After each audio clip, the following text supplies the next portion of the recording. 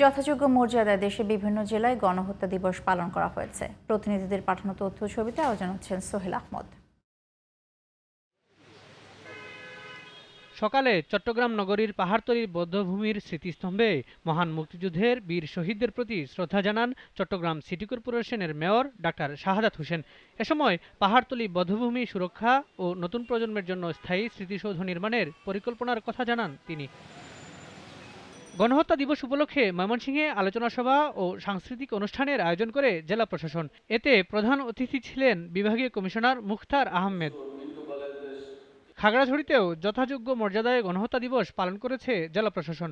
সকালে জেলা প্রশাসক সম্মেলন কক্ষে আয়োজিত সভায় সভাপতিত্ব করেন জেলা প্রশাসক ABM ইফতেখারুল ইসলাম। গণহত্যা দিবস উপলক্ষে পটুয়াখালীর রাঙাবালিতে আলোচনা সভার আয়োজন করা হয়। উপজেলা পরিষদ হলরুমে আয়োজিত সভায় প্রশাসনের কর্মকর্তাদের পাশাপাশি উপস্থিত ছিলেন বিএনপি জামাত নেতারা।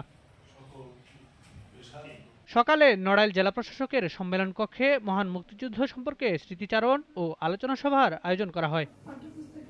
25 মার্চ গণহত্যার উপর নির্মিত প্রামাণ্যচিত্র প্রদর্শন করা হয় মেহেরপুরের গাংনী উপজেলায়। দিনাজপুরের হিলিতে স্মৃতিচারণ আলোচনা ও দোয়া মাহফিলের মধ্য দিয়ে গণহত্যা দিবস পালন করা হয়। Sohel Ahmad, GTV news.